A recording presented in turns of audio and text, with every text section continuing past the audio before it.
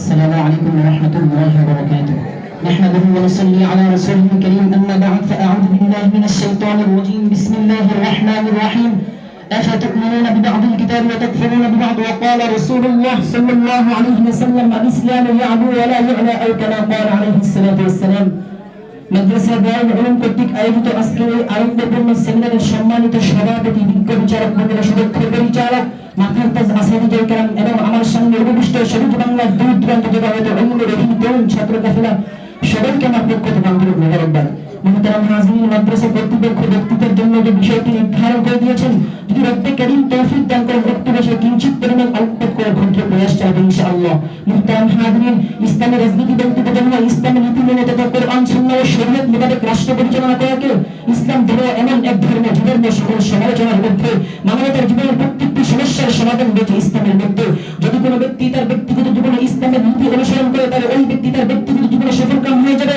যদি কোনো সমাজ তাদের সামাজিক জীবনে ইসলামের বিধান সমূহ অনুসরণ করে, তাহলে সেই সমাজ তাদের সামাজিক জীবনে সফলকাম হয়ে যাবে।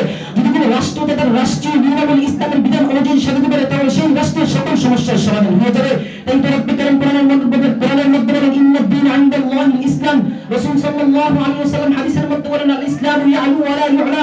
ইসলাম হলো বিজয়কামী দিন, পরাজয়কামী দিন নয়। মুহতারাম হাজিরিন, মাছের জন্য পানি যেমন অত্যন্ত গুরুত্বপূর্ণ একটি বিষয়, মাছ যেমন পানি ছাড়া বাঁচতে পারে না, ঠিক একইভাবে আমাদের এই রাষ্ট্রকে দুর্নীতিবাজ, চাঁদাবাজ, টেন্ডারবাজ, বুটচোর, বঞ্চুর, তেল চুক্তি থেকে মুক্ত করতে ইসলামী খেলাফত বিদ্যার কোনো বিকল্প রাস্তা নেই। মুহতারাম হাজিরিন, যদি একটি রাষ্ট্রের মধ্যে ইসলামের বিধান প্রতিষ্ঠিত হয়, তাহলে শুধু মুসলমানদের শান্তি থাকবে, বরং বিষয়টি এমন নয়, রাষ্ট্রের মধ্যে বসবাসকারী প্রতিটি হিন্দু, বৌদ্ধ, খ্রিস্টান নাগরিক সকলেই সুশান্তিতে বসবাস করতে পারবে।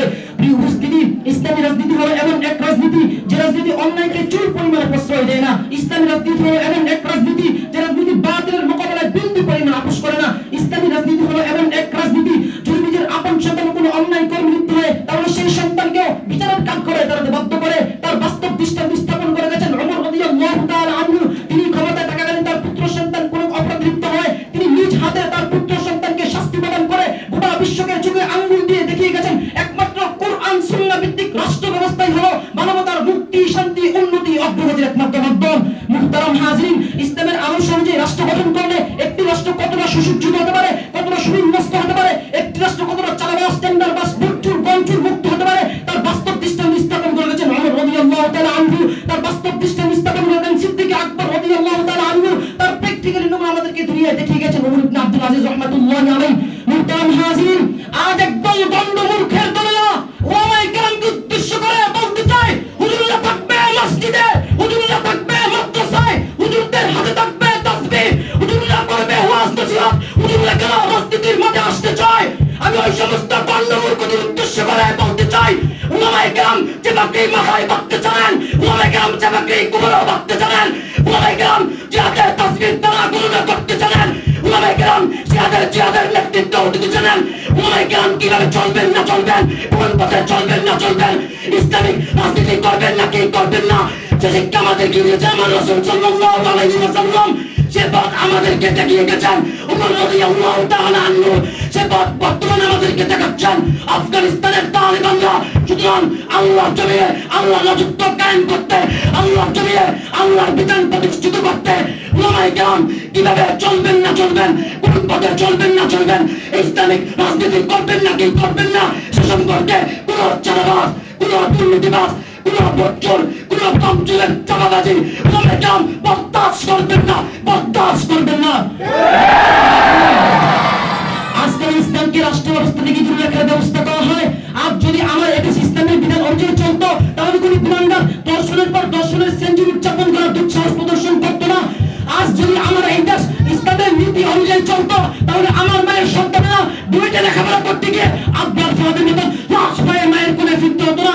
আর যদি আমার এই দেশ ইসলামের নীতি অনুযায়ী চলতো, তাহলে কোনো গুনাহগার, কোনো চাঁদাবাজ, কোনো দুর্নীতিবাজ জনগণের বুটচোর, চাঁচুর, বমচুর, বউচুর, চাকরচুর কোনদিন রাজনীতি করার দুঃসাহস প্রদর্শন করতো না।